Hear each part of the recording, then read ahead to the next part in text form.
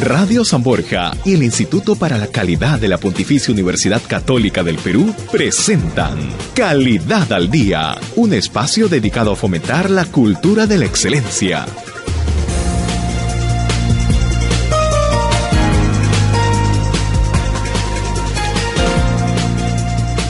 Hola, ¿cómo están?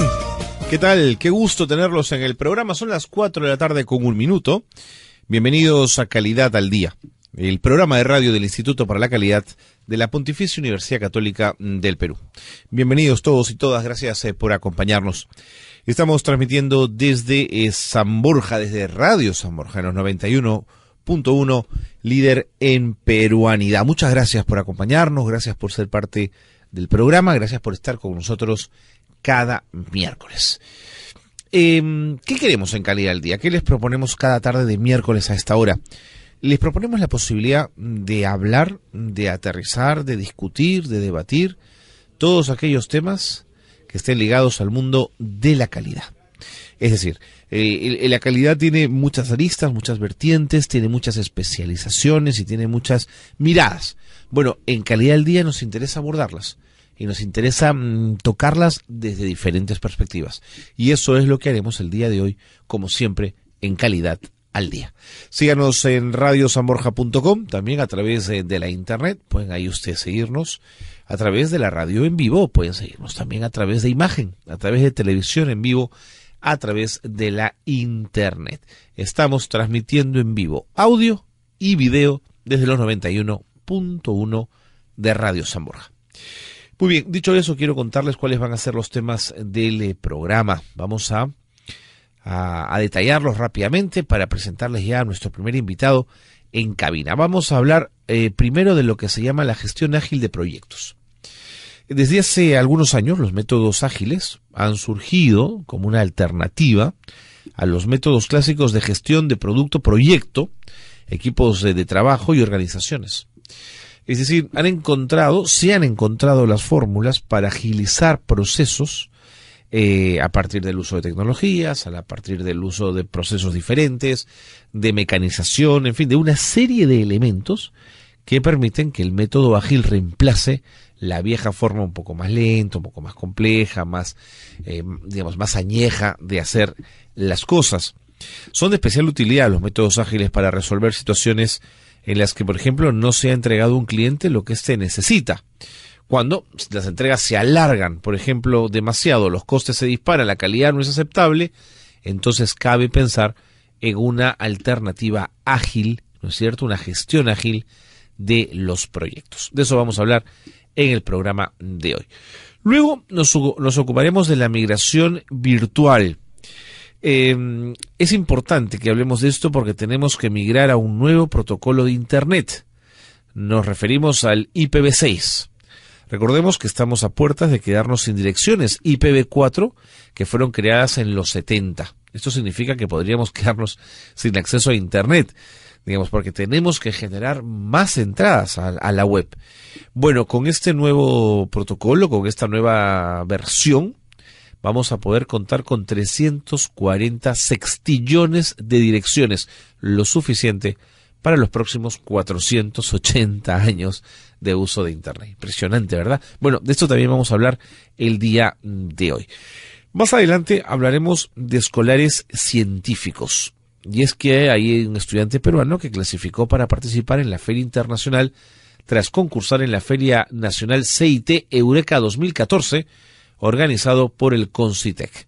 Perú ocupa el tercer lugar en la Feria Internacional ICEF 2015, la feria escolar de ciencias más importante del mundo. Este es un esfuerzo del CONCITEC por colocar el tema de la ciencia y la tecnología en nuestros estudiantes. Bien, ese es el tema del programa, ese es el menú, vaya, así se los hemos planteado. Vamos a hacer una pausa breve, son las 4 de la tarde con 5 minutos, y les presento a nuestro primer invitado aquí en Calidad al Día, el programa del Instituto para la Calidad de la Pontificia Universidad Católica del Perú.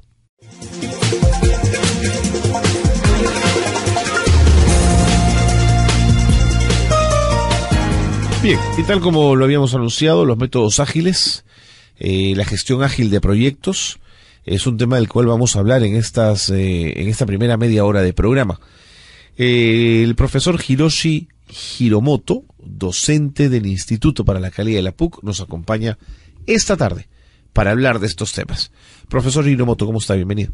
Todo muy bien. Muchas gracias por la invitación al programa. A usted, gracias por estar con nosotros. Yo no sé si expliqué bien lo de gestión ágil de proyectos. Quizás usted nos pueda dar una definición más pertinente. Digamos que en el marco general es la gestión ágil nace, digamos, de las personas que mismo están desarrollando proyectos, ¿no? Y lo que busca es poder gestionar lo que va pasando en el mundo hoy en día, digamos. Si vemos hace 20 años o incluso hace 15 años, el mundo era un mundo que iba, digamos, a paso lento en general, que es que se podían hacer grandes planes y grandes desarrollos, y es que las necesidades de resolver las necesidades de los diferentes usuarios no era tan emergente como hoy en día. Hoy en día estamos en un mundo más complejo, en donde los usuarios son más exquisitos, por así decirlo, sobre las necesidades que tienen y sobre qué tan rápido pueden ser satisfechas.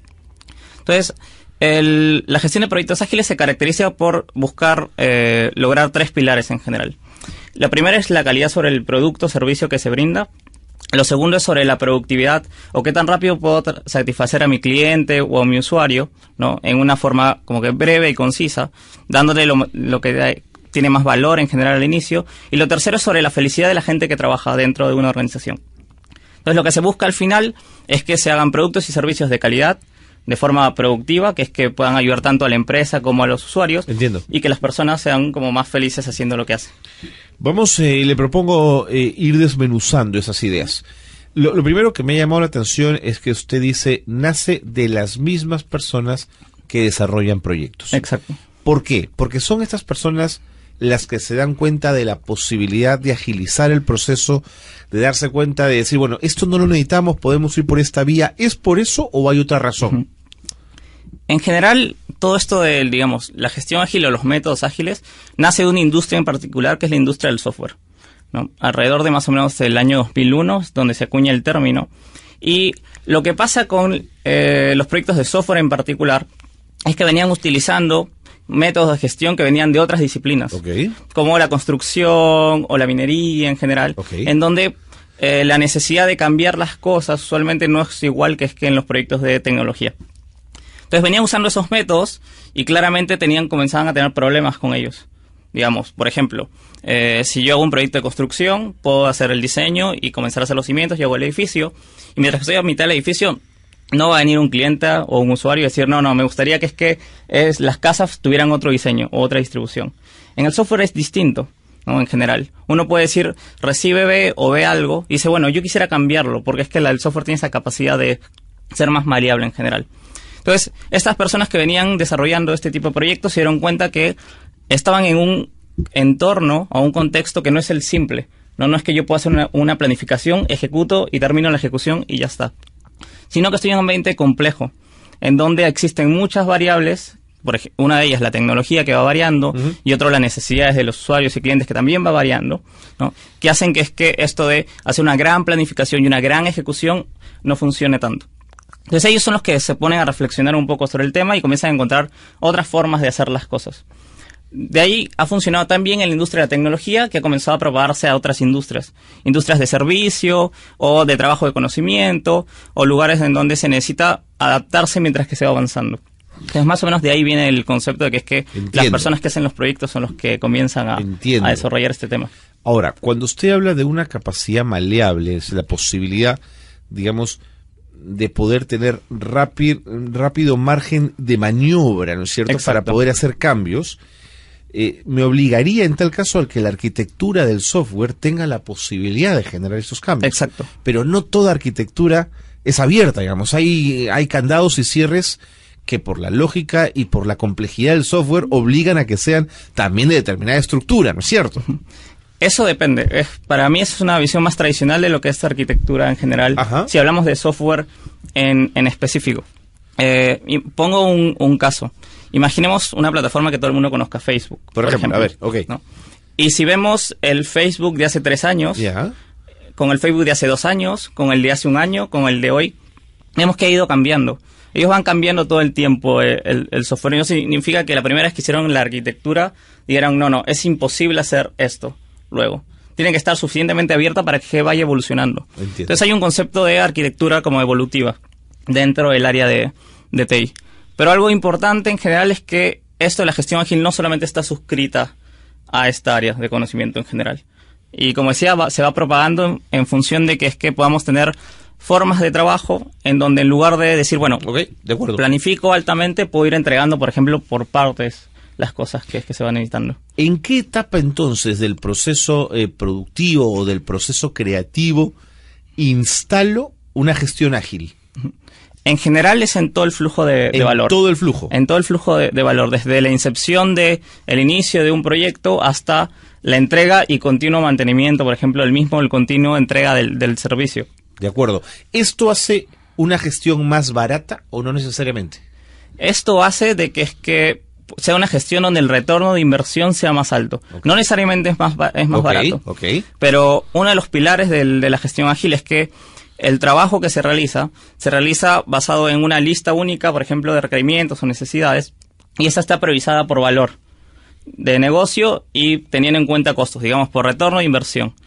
La idea es que antiguamente algún proyecto en general, podrías decir, bueno, hago el proyecto y el proyecto me va a demorar un año. Hago todo el año el proyecto y después lo entrego. Entonces, la organización que hace el proyecto, así sea interna o le externalice, se tiene que comer el costo todo el año. Seguro. Hasta implantarlo, ponerlo en producción y tener el retorno. Esa es la mirada tradicional, digamos. Exacto. La gestión ágil lo que dice es, yo no necesito hacerte todo para que comiences a tener valor sobre las cosas que construyo. Entonces, lo que voy a hacer es ver qué cosa te da más valor de este proyecto en general. Y en lugar de decir, voy a planificar todo y después construir todo, voy a planificar una parte de esta. Voy a construir esa parte y ya te lo voy a poner listo para que lo puedas usar. Entonces, lo que significa es que el retorno sobre la inversión de ese proyecto se agiliza en general y puedo ir recuperando hasta un punto que es normal que los proyectos ágiles sean autosostenibles después de un tiempo prudencial, digamos. Salgamos entonces del ejemplo del software y yo le pediría, profesor Hiromoto, que nos ponga usted otro ejemplo de otro rubro, de otra actividad económica donde un método como este, una gestión ágil de proyectos, resuelva problemas. Bueno, puedo poner un ejemplo de un servicio en particular. A ver. Cualquiera fuera. Otro de los pilares de la gestión ágil en particular tiene que ver con la capacidad de visualizar las cosas o la forma en cómo hacemos las cosas en general. Imagínense que un servicio de una aseguradora. Okay. ¿No? Y que quieres revisar el proceso en particular de que la gente se dé alta en la compra de un SOAT. Entonces hay ciertos pasos que tiene el servicio, ¿no? Desde que la persona va y pide el SOAT, se hace un trámite en general hasta que la persona recibe el SOAT. Todo este proceso, ¿no? Si lo quisiéramos ver desde una mirada ágil, lo primero que tiene que tener es una visualización de cómo funciona. Se tendría que tener visualmente cómo es el proceso, qué tiempos existen, dónde están los cuellos de botella, y después hay un enfoque de continuamente irlo evaluando y tratar de encontrar o impedimentos que las personas tengan para lograr hacerlo, o desperdicios en donde haya actividades que no generen valor que permitan dar el servicio. Entonces esa es otra ancla de la gestión ágil, de cómo podríamos atacar desde otra mirada el trabajo dentro de un proceso. Profesor Hiromoto, me dio usted 3 pilares: calidad, productividad ágil y felicidad de la gente que trabaja en la organización. Exacto. De eso hablamos tras la pausa. Listo. Quédense con nosotros para seguir conversando. Son las 4:15, volvemos en un instante en Calidad al Día.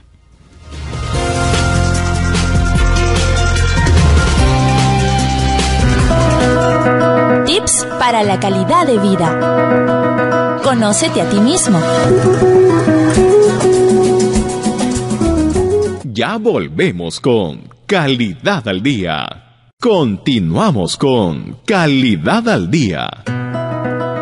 Y ahora un pequeño glosario de términos. Instructivo, documento cuya interpretación explica la ejecución de una operación. Son las 4 de la tarde con 17 minutos y nos abocamos ahora al tema de la logística. Hay un estudio realizado por GS1 Perú y por Semana Económica sobre la situación y el desarrollo de la logística en el Perú. El nivel de eficiencia y competitividad profesional de los trabajos de las áreas logísticas es aún bajo. es aún bajo, hay que seguir mejorando y creciendo en estos términos. Quien nos va a contar más detalles de este estudio es Alberto Porras, consultor senior de GS1 y quien tiene la información más precisa en relación a esta investigación.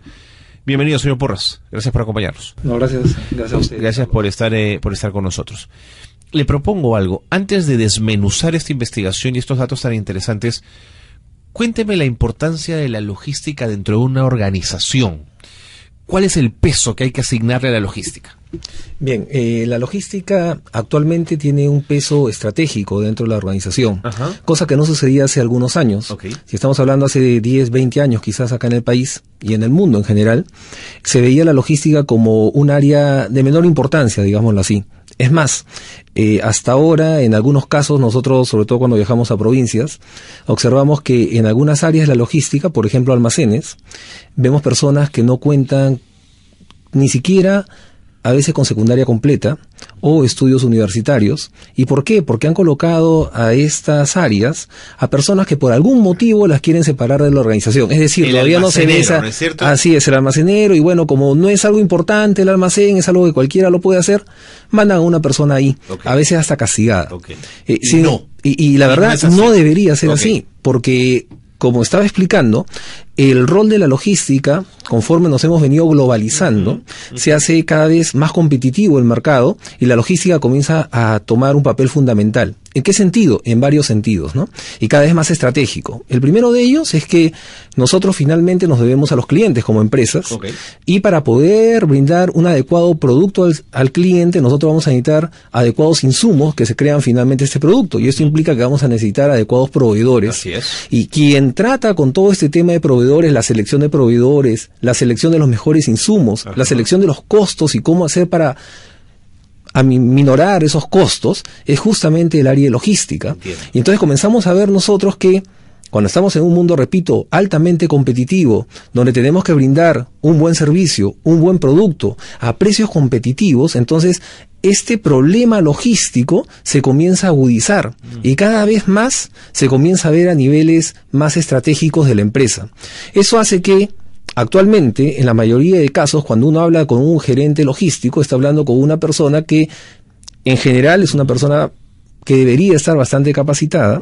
En las grandes empresas estamos hablando con personas con maestría, y a veces no una, sino dos maestrías, especializaciones en el extranjero. La imagen inicial del almacenero ha dado paso a una especialización de la magnitud de la que usted está hablando. Sí, teniendo en cuenta que la logística no solamente es almacenes, era un ejemplo. De acuerdo, lo tomo, entonces, pero realmente debemos verlo así, ¿no? La logística es muy importante para los logros de la empresa. Si la logística no funciona, ¿qué cosa es lo que va a suceder? Los insumos no van a llegar a tiempo. Si los insumos no llegan a tiempo, los productos no se van a realizar a tiempo. Si los productos no se realizan a tiempo, vamos a tener clientes insatisfechos. Y un cliente insatisfecho, ¿a dónde se va? A la competencia. Seguro, de acuerdo.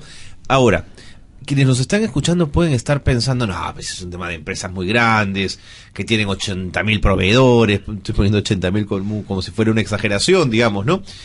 Pero me pongo a pensar en una pequeña juguería, en un mercado. Tiene también una logística de la que ocuparse. Todas las empresas tienen una logística. Queda claro que la complejidad de la logística va a estar en la medida del tamaño del negocio. Del tamaño del negocio, ¿no? Entonces, cuanto más grande la empresa, de hecho, la complejidad es más grande. Sin embargo, eso no quiere decir que el rol estratégico de la logística, aún en pequeñas empresas, desaparezca. Porque volvemos a lo mismo. De acuerdo, ¿no? Pero le ponía el ejemplo de la ¿Sí? juguería, por ejemplo, porque si yo estoy en un mercado y mi competencia es una juguería que ofrece lo mismo que yo, si de pronto mi estrategia de negocio es diversificar mi cantidad de frutas o de jugo de frutas, pero no en el mismo mercado mayorista encuentro la fruta que necesito, voy a necesitar de ir a un segundo mercado. Ya ahí hay una logística mayor, ¿no? Ahí hay un tema de logística y un tema de estrategia de logística, ¿no?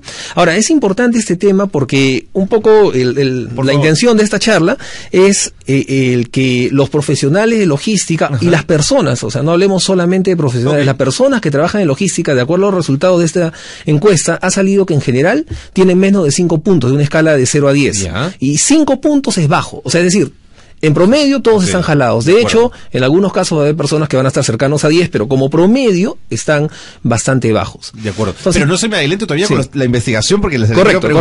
Pero a lo que quería ir es de que todos necesitamos capacitarnos en logística, estemos en las empresas que estemos. ¿Dónde aprende uno logística? Claro, y ahí viene el tema, ¿no? ¿Dónde aprendemos logística? cuando hemos estado viendo esto un poco, y esto ha ido cambiando, antes no habían, por ejemplo, universidades que a nivel pregrado, estoy hablando antes, dieran algún curso o una profesión que esté relacionada a la logística, por ejemplo. Que en ingeniería industrial o en de hecho, en ingeniería industrial, en administración, uno lo lleva como cursos, pero digamos una dentro de pregrado, algo que tenga que ver más fuerte con logística, no existía hace algunos años. Eso ha estado cambiando. Repito, si la competencia cambia, entonces la necesidad de las empresas también cambia y esta brecha se está comenzando a observar. Entonces ya tenemos hasta 3 universidades a nivel pregrado que están ya dando profesiones que tienen que ver netamente carrera de pregrado, por ejemplo, una de ellas llamada ingeniería logística, ¿no? Bueno, y entonces, digamos, ha comenzado a ver, ¿no? Sin embargo, la gran oferta en general es a nivel de posgrado, ¿no? Uno se especializa a nivel de posgrado, un ingeniero industrial, un administrador. En verdad la logística es un campo bastante abierto, podemos encontrar hasta físicos que se dedican a la logística y eso no necesariamente es malo, lo que sí es que esas personas tienen que estar debidamente capacitadas, ¿no? ¿Cuál es el perfil de un logístico? Sí, es una pregunta también interesante, ¿no? Eso cada vez, repito, se ha ido sofisticando. Entonces ahora un profesional de la logística tiene que tener debe ser un profesional que tenga un perfil, por alguna parte le llaman hard duro, que es el tener la experiencia y la educación adecuada. Cuando hablamos de experiencia, lo ideal sería de que haya trabajado en varias áreas de logística y cadena de suministros, por ejemplo, ¿no? Un profesional con una visión más amplia, una visión más de cadena, ¿no? Más holística, algo más de sistémico, por un lado. Si me lo permite, carreras que ofrecen ya el pregrado, los chicos deberían a practicar en las empresas desde muy jóvenes, teniendo la posibilidad de rotar en varias, ¿no es cierto? Que sería lo ideal. Sería ideal. No, o sea, digamos, yo puedo tener conceptos acerca de almacén, pero trabajo en compras. Lo ideal sería de que haya hecho algún stage, digamos, en el almacén, y con eso ya mi criterio comienza a crecer, ¿no? Y mis decisiones, por lo tanto, comienzan a ser mucho más amplias, ¿no? Decisiones que yo puedo tomar en compras puede tener un efecto completamente negativo en almacén. Seguro. Dentro de la misma logística. Ahora imagínense el tema de los vendedores que por vende cualquier cosa sin siquiera saber si eso va a llegar a tiempo desde un punto de vista logístico. Entonces ahí la cosa se hace para vender eso, por ejemplo. Por ejemplo, o si va a llegar a tiempo. Entonces ahí tenemos nuevamente, ¿no? Por vendo, pero finalmente ¿qué vamos a tener? Un cliente insatisfecho. Porque no se hizo ese tema no se vio el tema logístico. Qué interesante lo que me comentaba. Hace poco conversaba con un especialista en el tema en el mercado de las impresoras y trabajaba para una transnacional muy importante. Y él me contaba que si él en julio, por ejemplo, hace una venta extraordinaria de impresoras, su casa matriz lo sanciona. Porque él debió prever esa venta en su plan de mercadeo y en su estrategia a principios de año. Y conocer el mercado para saber que eso se iba a producir. Y si estamos viendo, ese tema es un tema de ventas, es un tema que tiene que ver con logística, es un tema que tiene que ver con planeamiento, con planificación. Y muchas veces, volvemos al tema del criterio, la amplitud de criterio, ¿no? Ver la empresa como un sistema, las personas que no están debidamente preparadas, no están debidamente capacitadas, no tienen esa visión, no tienen ese punto de vista y comienzan a tomar algunas decisiones que finalmente van a ir en contra de su propia empresa. Cuando su intención puede ser completamente otra, ¿no? Pero realmente al final llegamos a lo mismo, cliente insatisfecho. El gerente general habría felicitado esa venta, ¿no es cierto? Ha dicho que bien has hecho tu trabajo. Hoy día no. Hoy día esa venta habría generado más producción que no estaba planeada, un almacén con más capacidad para esas impresoras que no estaban planeadas porque no se pensó en términos logísticos. Correcto. Y el tema escapa, creo, a los minutos que vamos a tener acá, pero es un poco más difícil porque hay un balanceo, ¿no? Que se habla del servicio al cliente y, por ejemplo, inventarios. Si yo tengo una gran cantidad de inventarios, mi servicio al cliente va a ser muy bueno en principio. ¿Por qué? Porque cada vez que me pida el cliente lo va a tener inventario, pero hay un problema ahí, los inventarios cuestan. Señor Porras, no se vaya. Hagamos una cosa. Perfecto. Quédese un rato más para seguir conversando. Encantado, gracias. Tan interesantes. Son las 4:27. Estamos con Alberto Porras, representante de GS1, que nos ha puesto más o menos el marco en relación a qué cosa es la logística y la cadena de suministros. Ahora, después de la pausa, hablaremos de esa investigación trabajada con Semana Económica y esos resultados no tan alentadores, pero que esperamos todos cambien en el tiempo. Volvemos en un instante. Esto es Calidad al Día. Y ahora un pequeño glosario de términos. Indicadores son medidores que deben establecerse en determinadas etapas del proceso. También se le conoce como punto de control. Ya volvemos con Calidad al Día. Continuamos con Calidad al Día. Y ahora un pequeño glosario de términos. Identificación, acción que permite reconocer los registros de calidad y relacionarlos con un producto o proceso del sistema de gestión de la calidad. 4 de la tarde con 31 minutos, seguimos en el programa del Instituto para la Calidad de la Pontificia Universidad Católica del Perú, en Calidad al Día. Y en la pausa estábamos conversando con Alberto Porras, representante de GS1, sobre la logística, que es un mundo absolutamente fascinante. ¿Qué cosa es logística de riesgo, señor Porras? Lo que sucede es que dentro de estos temas, conceptos actuales de logística, se ve que en logística muchas veces, por ejemplo, hay una falta en lo que significa planificación. Uh-huh. Muchas veces nosotros sacamos algún proyecto logístico con toda la mejor intención del mundo, uh-huh, pero vemos que eso fracasa finalmente por cualquier razón que puede existir. Pero cuando comenzamos nosotros a excavar qué cosa es lo que ha pasado, lo que ha faltado es un tema de planificación anterior. Okay. Y cuando hablamos de planificación anterior, realmente, o planeamiento, el concepto es bastante amplio. Uno de ellos es poder nosotros anticiparnos a los riesgos que podría existir en este proyecto logístico o en nuestra logística en general. ¿Netamente de gabinete el planeamiento o hay que hacer campo? El planeamiento comienza con un trabajo de gabinete, uh-huh, pero realmente debería ser, como se dice, dos mundos, ¿no? Tanto la experiencia anterior nos puede servir de mucho, uh-huh, para poder planificar adecuadamente, pero también debe haber un trabajo de gabinete en el cual uno comienza a ver todos los riesgos que podrían existir, ¿de acuerdo? Y no es solamente identificar los riesgos, ¿no? Sino, suponiendo que en algún caso ese riesgo suceda, ¿cómo nosotros vamos a poder salir adelante con ese riesgo? Pongo un ejemplo muy claro, por ejemplo, ¿no? Hace unos años, y es un ejemplo famoso en varias universidades, hubo un proveedor chino de chips, que era el principal proveedor del mundo, y se quemó. O sea, literalmente hubo un incendio y se quemó la fábrica. Se quemó la fábrica, ¿no? Y estos chips eran para celulares. Okay. Entonces todas las empresas de celulares se vieron definitivamente afectadas, menos una de ellas. ¿Por qué? Porque esta empresa, dentro de su análisis de riesgo, había tomado como una posibilidad de que esa fábrica se incendiara. Upa. ¿Y qué había hecho esa empresa? Tenía una segunda fábrica, a la cual le pedía año tras año, o sea, una cantidad determinada de chips. ¿Para qué? Para mantenerla ahí. Entonces, cuando tuvo ese problema, esta empresa pudo salir adelante en esos meses que duró el problema, porque el problema duró meses para que esta fábrica pudiera reconstruirse y seguir fabricando. Eso es logística de riesgos, ¿no? Es uno de los efectos que puede tener una adecuada logística de riesgos. De acuerdo. ¿La logística tiene niveles de certificación internacional? Existen algunos niveles de certificación internacional referente a algunas herramientas que se pueden utilizar en la logística. Por ejemplo, estábamos hablando en el interín de lo que era la trazabilidad, que era sumamente importante, sobre todo sumamente importante, y además se exige en lo que es alimentos en el mundo. Nosotros somos un exportador de alimentos, ¿no? Entonces, se pide que exista una certificación de que esa empresa tiene la capacidad de realizar la trazabilidad de medicamentos. ¿A qué nos estamos refiriendo?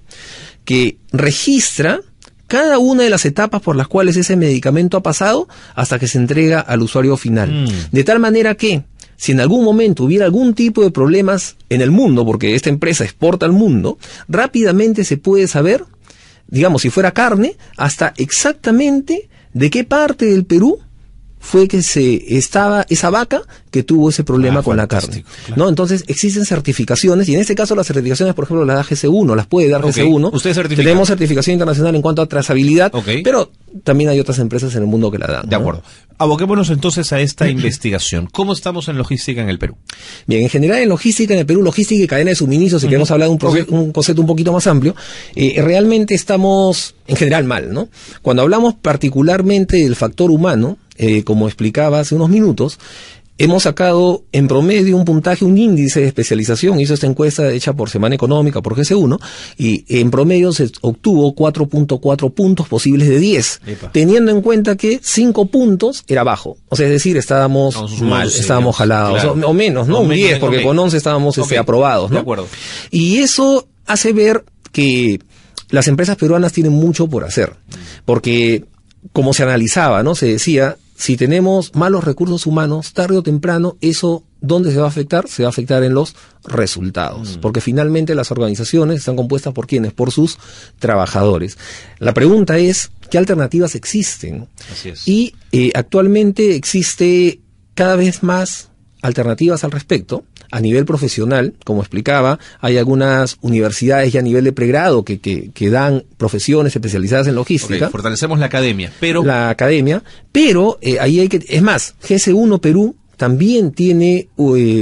digamos, diplomados, tanto a nivel operativo, para personas de rango medio, y que lo dictan profesores peruanos, pero también tiene diplomados internacionales. Actualmente vengo justamente de uno de esos diplomados, donde vienen profesores de la Universidad de Tennessee, y dictan generalmente a niveles de gerentes, ¿no? Gerentes medios para cursos arriba. Específicos del tema. Específico del tema, las tendencias mundiales acerca del tema. Interesante. El tema está que no es solamente a nivel gerencial que hay esa brecha, y que está siendo cubierta de alguna manera, sino que también hay una brecha a nivel técnico. Y quizás ahí es donde está faltando actualmente una respuesta de las instituciones. Es decir, cuando nosotros hablamos al nivel que estoy comentando, muy probablemente se trabajan algunas fórmulas matemáticas que sí, a ese nivel estratégico se pueden ver y de hecho se van a poder utilizar en algún momento. Sin embargo, a un nivel técnico, probablemente esta persona no tenga pues los conocimientos suficientes para poder entender estos temas, estos conceptos tan amplios. La idea es a esa persona proporcionarle información que le sirva para su día a día. Y si es posible, con talleres en campo. Pues es una información muy útil, muy particular, muy precisa. Muy precisa, ¿no? Y con digamos, ejemplos, repito, en el campo, para que esta persona regrese de la capacitación e inmediatamente se ponga a trabajar de una manera más eficiente. Eso actualmente está habiendo una brecha. De acuerdo. ¿Un logístico maneja dinero? En general, no es que maneje dinero propiamente. Porque hay gente que le asusta el tema justo por eso, ¿no? Porque lo que pasa es que dentro de logística hay compras. Está el área de compras. Y el área de compras no es que en sí, a veces yo trabajo en área de compras y nunca, digamos, pasó por mi mano un sol propiamente. Sin embargo, se tomaban decisiones que tenían que ver con dinero. ¿De acuerdo? Entonces muchas veces hay ese tema de que el comprador pues tiene algún tipo de afectos por determinados proveedores, ¿no? Volvemos a lo mismo. Si estamos hablando ya de un nivel alto de profesionalización, eso también tiende a cambiar, porque todo se ve desde un punto de vista profesional. Si yo todos los meses busco al mismo proveedor, sospechoso, ¿no es cierto? Sería bueno tener otro, en fin. Hay una regla en logística, que es nunca utilizar la misma estrategia para todos los productos. Entonces, para algunos productos puede ser que sea necesario y se puede fundamentar que uno tenga que tener necesariamente ese mismo proveedor. El tema está cuando eso sucede no con ese producto, sino con varios productos o con la mayoría de productos. Entonces, ahí es donde hay un problema que debe ser analizado. Sea consciente la persona o no. Desde la perspectiva de ustedes, de GS1, cosas como la logística del Poder Judicial, la logística de un ministerio grande, pienso en educación, por ejemplo, ¿necesita ser reforzada? Digamos, ¿tiene viejos formatos pensados para logística en términos antiguos? En general, sí, mi respuesta es sí necesita ser reforzada, ¿no? Pero ojo, quiero aclarar también, no es un problema únicamente del Estado. Y siempre utilizo esta frase: en las mejores familias encontramos nosotros necesidades de capacitación. ¿Seguro? En las mejores familias. Pero sí es cierto, si hablamos del Estado, y ojo, he trabajado yo en el Estado, sí, es necesario que se capacite. Ahora, quisiera aprovechar esta parte para solamente dos puntos, ¿no? Cuando hablamos de capacitación hay de dos puntos de vista. O sea, las empresas tienen que preocuparse por la capacitación de sus trabajadores. Realmente la empresa tiene que preocuparse un poco más, porque la empresa tiene que reclutar adecuadamente a las personas. Desde ahí comienza todo, ¿no? Reclutar adecuadamente, que las personas que ingresen sean las más adecuadas para el puesto. Para eso tengo que tener algunos perfiles para el puesto. Tengo que capacitarlas y tengo que motivarlas. Pero por otro lado están las mismas personas. O sea, es decir, porque yo diga, mi empresa no me capacita, no quiere decir que yo no me capacite por mí mismo, porque yo tengo, digamos, un futuro profesional que yo mismo me trazo. Eso tiene que ver cómo se mira cada uno en términos profesionales, ¿no es cierto? Así es. Y capacitarse es fundamental. Así es. Por eso digo, dentro de esta encuesta que hablábamos, porque la encuesta tiene varios alcances, era muy importante el tema cuando se hacía la pregunta, ¿no? ¿En qué se capacita el personal? Entonces se veía que un 30-40% se capacitaba al menos en un curso, o sea, y la mayoría debe haber sido un curso al año a nivel de posgrado, como estaba explicando. El tema no era eso, el tema lo que preocupaba era el otro 30-40%, eran personas que simplemente no se capacitaban. O O sea, la empresa no los capacitaba y ellos tampoco se capacitaban, ¿no? Y estas personas seguían pasando el tiempo y seguían con conceptos, digamos, antiguos, sin conocer las tendencias actuales del mercado. Y eso es un poco lo que falta, ¿no? Tener yo creo que el criterio del profesional y el técnico se forma conforme nosotros vayamos teniendo mayor conocimiento acerca de qué cosa es lo que está sucediendo en el mundo. Vamos a estar más preparados para la competencia global. Para alguien que nos está escuchando y que es muy joven y que le ha interesado este tema, ¿cuál sería la línea de carrera para un logístico? Claro, yo veo ahí dos opciones. Una es que esta persona muy joven decida ser logístico casi desde el inicio, y actualmente el pregrado, repito, hay 3 universidades que tienen la opción. ¿Ya? Quiero ser ingeniero logístico, tan simple como eso. Y el otro tema es que uno, por cosas de la vida, o sea, porque uno a veces pues es ingeniero industrial, administrador, y tengo realmente una amplia gama, un amplio portafolio de posibles empleos, y por alguna razón recaigo en logística. Y ahí es donde uno tiene que comenzar a especializarse, ¿no? Entonces yo veo esos dos temas. Solamente un comentario. Nosotros dentro de GC1 damos este diplomado operativo, del cual yo soy profesor, y he visto ya hasta 2 o 3 veces alumnos de pregrado que asisten a este tipo de seminarios, que está diseñado para ser de posgrado, pero sin embargo estos muchachos tienen ese sabor logístico, y realmente para uno es una gratísima experiencia tener gente tan joven interesada en estos campos. ¿La tecnología hizo más fácil la vida de los logísticos o no necesariamente? Esa es una muy buena pregunta, y también tiene que ver con la encuesta. El uso de la tecnología en la logística. Me preguntabas hace un momento con respecto al perfil logístico. Estaba hablando yo del tema duro, ¿no? Me faltó hablar del tema soft. El tema duro era todo este tema, pero el logístico actualmente tiene que tener conocimiento, además de la logística, temas financieros y temas de tecnologías de información. Algo tan simple como tener datos correctos. O sea, es decir, la data que yo tengo en mi sistema es correcta. Y algo tan simple como comenzábamos ahora en la mañana, donde dice, acá tú tienes que poner la dirección, provincia, departamento, provincia, y si yo me equivoco ahí y no pongo el departamento ni la provincia y lo metemos esto a una base de datos, y esa base de datos va a comenzar a hacer entregas automáticas, todo sale mal. Tan simple por un dato, un pequeño dato. Entonces se tiene que tener ese conocimiento. ¿Las tecnologías de la información realmente ayudan? Sí, ayudan. Sin embargo, tampoco necesariamente son la panacea. Tenemos que tener en cuenta que cada empresa es una realidad y hay que adaptarse a ella, ¿no? ¿Y usted se imagina el trabajo logístico del gerente de Amazon, por ejemplo? ¿O del de DHL? ¿Se imagina la cantidad de cosas que tiene que pasar por esa cabeza? Sí, y la cantidad de más que todo conceptos estratégicos. Solamente yendo al tema de Amazon actualmente está enviando, es un tema de marketing, pero también es un tema logístico. Las últimas entregas le llaman Prime Air, en la cual está entregando mediante drones. Es decir, a uno le llega su libro a través de un dron a la puerta de su casa. Estamos hablando definitivamente en ciertas áreas de Estados Unidos, un servicio que recién empieza.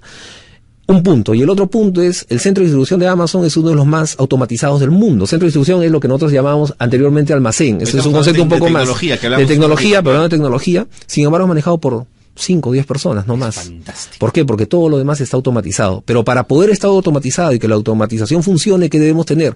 Data consistente, data fiable. Si no, estamos empezando todo mal, ¿no? Y una recomendación para medianas empresas que quisieran automatizar procesos es, no vayas tan rápido. Primero mira tu proceso, analiza tus movimientos internos y luego apuesta por automatizar. Sí, es correcto. Es más, es lo que nosotros, cuando nos llaman al área de consultoría, nosotros aconsejamos, ¿no? Le decimos, mira, antes de pasar a una automatización de procesos, lo primero que tú tienes que hacer es, haz un diagnóstico de cómo están tus procesos y mejora tus procesos. De ahí pasa al otro lado. Hay una tecnología que actualmente se llama RFID, es decir, radiofrecuencia. Lo que eran las etiquetas de código barras, pero ahora se leen a través de antenas. O sea, no se tiene que acercar uno necesariamente a eso. Es una tecnología fantástica realmente. Sí, he eso. En almacenes ponen en las almacenes. Antenas, la caja lleva la etiqueta y se lee todo. Así es, inmediatamente. se lee todo. Realmente, actualmente no es algo tan fácil como poner, ¿no? Es un poco el futuro, ¿no? Pero digamos, sí, la tecnología puede dar. Pero si tienes mal los procesos, de nada te sirve aplicar esa tecnología. Muchas veces nos han llamado y le hemos dicho, ahorita no necesitas. Comenzando, actualmente la inversión todavía es un poco costosa. Entonces, ¿para qué correr si todavía no has aprendido bien a caminar? ¿no? Y de Entonces, pronto en ese diagnóstico te das cuenta que no necesitas automatizar, que de pronto no necesariamente mejorando necesitas proceso... automatizar. O, en este caso, esa tecnología en particular, por ejemplo, no funciona bien no te ni sirve con para agua este caso. ni con metales. De acuerdo. Entonces, si estás en un almacén en el cual tienes puras herramientas, esa tecnología, por más que quieras tú colocarla, no te va a servir o te va a ser tan cara que finalmente no te va a servir, ¿no? Solamente para terminar, el logístico no solamente tiene que tener una parte hard, o sea, es decir, conocimiento, sino también una parte soft. Es decir, tiene que tener ¿qué cosa? Capacidad de negociación, capacidad de liderazgo y una capacitación, una capacidad de interacción personal con los trabajadores. ¿Tiene que ser un líder? Se ve, y tiene que ser un líder, una persona que tenga capacidad de liderazgo, capacidad de poder defender sus ideas cuando se junta en el board de la empresa, y tiene que hacer valer también el punto logístico, ¿no? Ha sido usted muy claro, señor Porras, un tema apasionante. Gracias por haber estado con nosotros. No, muchas gracias y bueno, invitamos a todos a conocer más de GC1 y los diplomados que estamos ofreciendo. ¿En la página web está la información? En la página web está toda la información. GC1, entonces, para los interesados, ya lo saben. Alberto Porras, consultor senior de GC1, ha estado con nosotros. Interesante el tema de la logística. 4:47, nos vamos a la pausa. Buenas prácticas de calidez. Escucha, entiende y gestiona eficientemente las observaciones del cliente. Ya volvemos con Calidad al Día. Continuamos con Calidad al Día.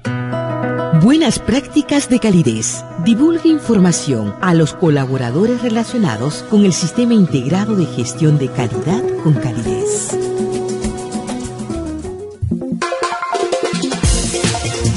Cuatro con 49, seguimos en el programa. Esto es Calidad al Día, el programa de radio del Instituto para la Calidad de la Pontificia Universidad Católica del Perú. Y no hay calidad sin calidad de vida. Y una forma de mejorar fundamentalmente, de tener, mejor dicho, una calidad de vida, es estar lejos de la violencia. Lejos del castigo físico, lejos de otras formas de trato humillante contra los niños, las niñas y los adolescentes.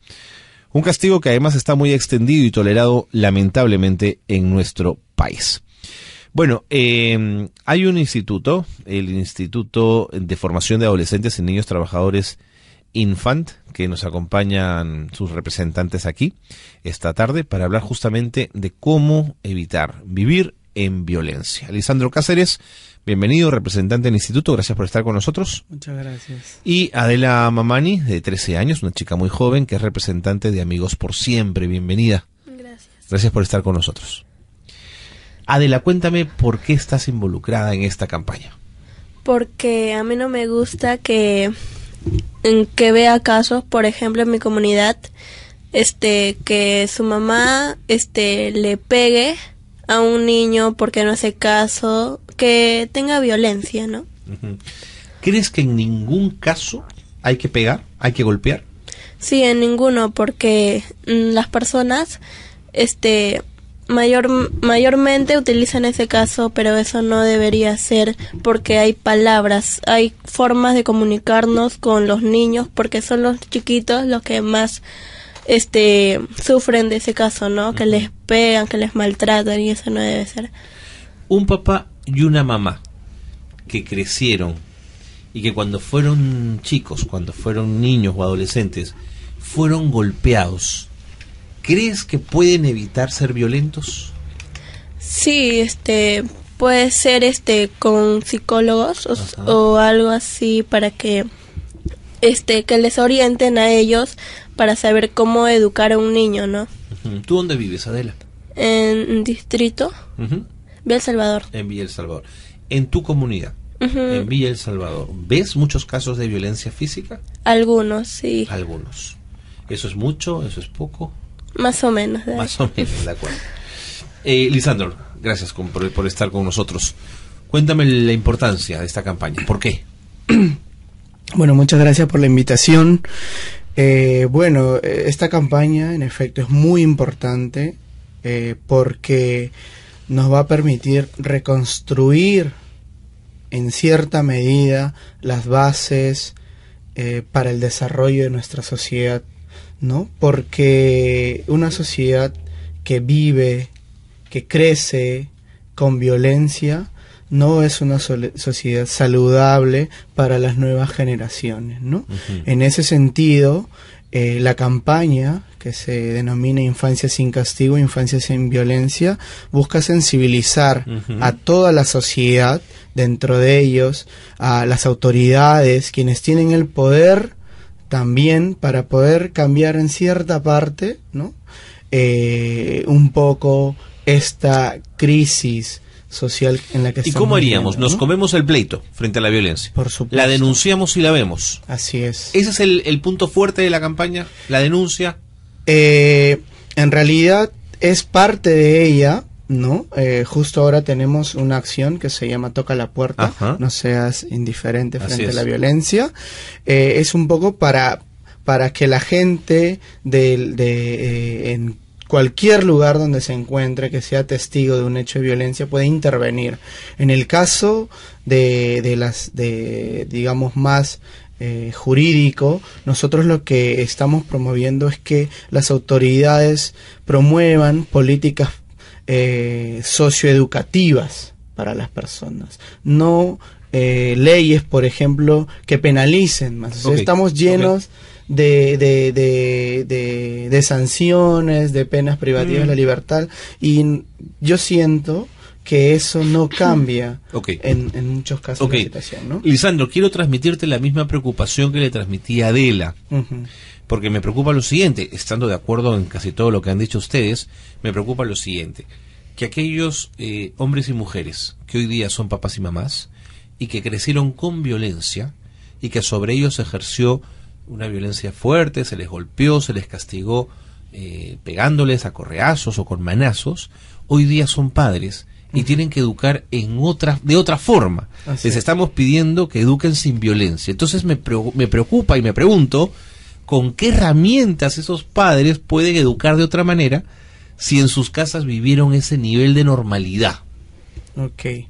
Esta campaña nos ha permitido encontrarnos de manera directa con esta realidad, o sea, conocer a padres y madres de familia que en efecto dicen, uy, pero lo que yo le hago a mi hijo no es lo que me hacían a mí, no es nada de lo que me hacían a mí. Claro.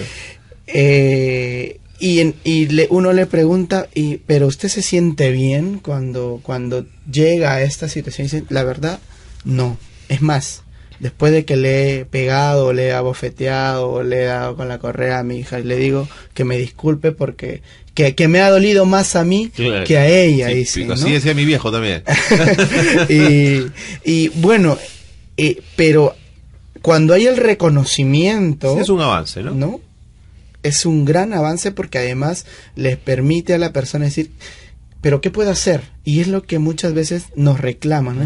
Pero ¿qué puedo hacer? Exactamente, ¿con qué herramientas? Es lo que te preguntaban. ¿Con qué herramientas cuento para cambiar? Y justo hace un momento conversábamos con Adela, ¿no? Cómo ella consideraría, por ejemplo, cómo ve ella el cambio que ha tenido, por ejemplo, su mamá, su papá, que de repente pues no la golpeaban permanentemente, pero de repente en alguna ocasión le han dado una chiquita, como se dice, ¿no? Y ella me contaba pues que en efecto que se han cambiado, yo le voy a pedir a ella ya lo contará, pero nosotros tenemos muestras significativas de que, por ejemplo, insistir en la tolerancia, insistir en el diálogo, o sea, pero para eso que los padres encuentren espacios de formación, porque a veces, bueno, casi la mayoría de los padres nunca planificaron tener a sus hijos, entonces fueron, o mientras eran hijos, se fueron haciendo padres, y bueno, no tienen las herramientas para corregirlos, para educarlos, pero nosotros como Instituto de Formación les estamos ofreciendo espacios para que los padres puedan liberar esas casi una escuela de padres, digamos, ¿no? Exacto, no como las tradicionales, claro, te entiendo, sino en la que ellos puedan construir a partir de su experiencia, de su propia experiencia de vida, de cómo se sintieron, cómo esas cosas, cambiar un poco la historia, ¿no? Adela, me tengo que ir ya, pero quiero que te pongas en la siguiente situación.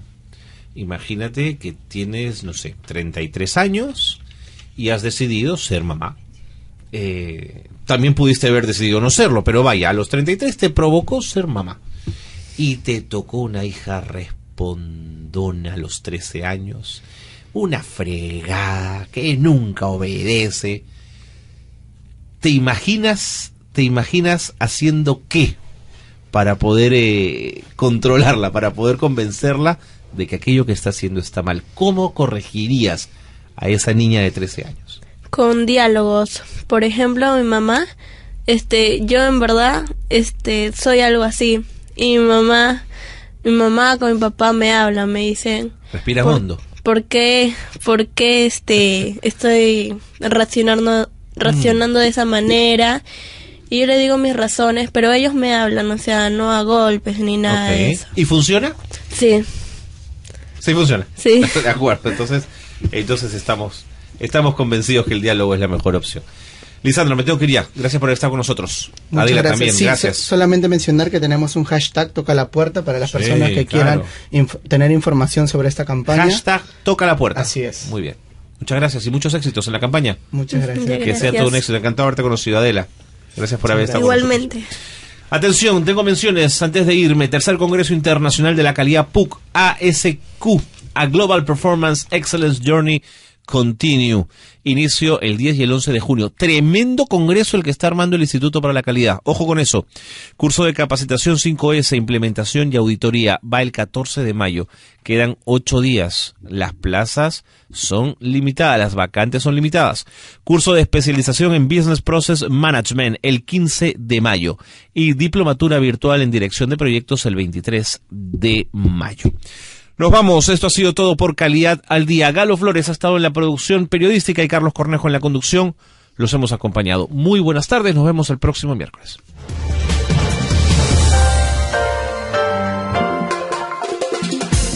Radio San Borja y el Instituto para la Calidad de la Pontificia Universidad Católica del Perú presentaron Calidad al Día, un espacio dedicado a fomentar la cultura de la excelencia. Los esperamos el próximo miércoles a las 4 de la tarde, aquí en Radio San Borja 91.1, líder en peruanidad.